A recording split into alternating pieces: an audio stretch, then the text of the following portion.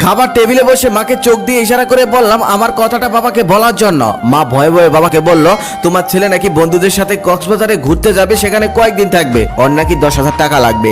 বাবা আমার দিকে তাকিয়ে বলল, কবে যাবে? আমি বললাম 5 দিন পর। বাবা তখন বলল, আচ্ছা ঠিক আছে, আমি 3 দিনের জন্য একটা কাজে বাইরে যাব, এই 3 দিন তুই একটু দোকানে বস, আমি ফিরে এসে তোকে টাকা দেই। আমি খুশি হয়ে বললাম, আচ্ছা ঠিক আছে, কোনো সমস্যা নেই, এই 3 দিন আমি দোকানে বসবো, তুমি তোমার কাজ সেরে আসো। পরের দিন আমি সকালে দোকানে চলে গেলাম। আমাদের ছোট্ট একটি দোকান আছে, কাপড়ের দোকান, সেখানে 2জন কর্মচারীও আছে। আগে অনেকবার দোকানে গিয়েছি, তবে কখনোই দোকানে বসা হয়নি। দোকানে আমার এই প্রথম বসা। দোকানে আমার কাজ হলো কোন মাল কত টাকা দিয়ে কেনা আর কত টাকা বিক্রি করা সেটা লিখে রাখা, আর কাস্টমার আসলে কাপড় দেখানো। তারপর সেই কর্মচারীরা আমাকে কাজকর্ম বুঝিয়ে দিচ্ছিল। ঠিক সেই সময় সকাল সকাল একজন কাস্টমার আসলো।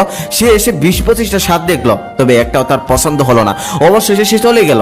আমি বিরক্ত হয়ে কাপড়গুলো গোছাচ্ছিলাম, তখন একজন কর্মচারী এসে বলল, ভাইয়া বিরক্ত হলে চলবে না, সবসময় হাসি মুখে থাকতে হবে।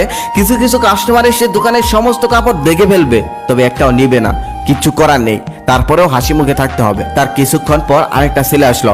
সে এসে প্যান্ট দেখতে চাইলো। আমি তাকে কয়েকটা প্যান্ট দেখালাম। তারপর সে একটা প্যান্ট পছন্দ করলো। সেই প্যান্টটার কেনা দাম ছিল 1200 টাকা। আমি তার কাছে 1500 টাকা চাইলাম। সেই প্যান্টটা সে কিছুক্ষণ নাড়াচাড়া করে 300 টাকা বললো। আমার রাগি শরীরটা জ্বলতেছে। 1200 টাকা কেনা প্যান্ট 300 টাকা বলতেছে, তবে কিছুই বলতে পারছি না। তারপরে হাসি মুখে বললাম, না ভাইয়া দেওয়া যাবে না, এই প্যান্টটা তুমি 1400 টাকা হলে নিতে পারবে। ছেলেটা চলে গেল। তার কিছুক্ষণ পর আরেকজন মহিলা আসলো। এসে সমস্ত দোকান উলটপালট করে ফেললো। তারপর 2টা কাপড় পছন্দ করলো। পছন্দ করার পর বলতেছে, আমার হাজবেন্ড 3 দিন পর স্যালারি পাবে, 3 দিন পর এসে আমি এই কাপড় দুটি নিয়ে যাব, রেখে দেন। রাগে আমার শরীর জ্বলতেছে, কিন্তু আমি কিছুই বলতে পারতেছি না। তারপর তাকে হাসি মুখে বললাম, ঠিক আছে আন্টি, আঙ্কেল যখন টাকা পায় তখন এসে কাপড়টা নিয়ে যান, সাথে আঙ্কেলকেও নিয়ে আসবেন। তার কিছুক্ষণ পর একটা ছেলে আর একটা মেয়ে আসলো।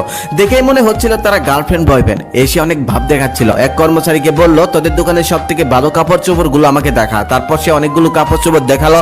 অনেকগুলো কাপড় চোপড় দেখার পর সে বলল, তোদের দোকানে আর ভালো কোনো কাপড় নেই? কর্মচারী তখন বলল, না ভাইয়া, আমাদের দোকানে এর থেকে ভালো কাপড় চোপড় আর নেই। তখন সে বিরক্ত হয়ে বলল, দূর, ফকিন্নি একটা দোকানে এসেছি, শুধু শুধু সময় নষ্ট করলাম।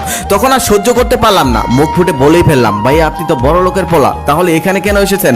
আপনি তো যাবেন যমুনা ফিউচার পার্ক কিংবা বসুন্ধরা সিটিতে, এখানে এসে কেন সময় নষ্ট করছিলেন? তখন আমাদের দুজনের মধ্যে কথা কাটাকাটি হচ্ছিল। ঠিক সেই সময় আমাদের এক কর্মচারী তার কাছে মাপ চেয়ে বলল, ভাইয়া প্লিজ আপনি চলে যান। তারপর ছেলেটা চলে গেল। তারপর কর্মচারী আমাকে এসে বলল, ভাইয়া এমনটা করা যাবে না, আমরা দোকানদার, আপনি তো প্রথম এসেছেন তাই জানেন না, প্রতিদিন কত রকমের কাস্টমার আসে, কত মানুষ কত কথা বলে, সেগুলো আমাদের সহ্য করতে হয়, হজম করে নিতে হয়, শুনেও না শোনার ভান করতে হয়, কিছু করার নেই, আমরা দোকানদার। ওই যে কথায় আছে না, খদ্দের লক্ষ্মী দোকানদার পেঁচা। তারপর সারাদিন দোকান করে আমি একটা হিসাব করে দেখলাম, সমস্ত খরচ বাদ দিয়ে আমি মাত্র ইনকাম করেছি মাত্র 800 টাকা। এভাবেই 3 দিন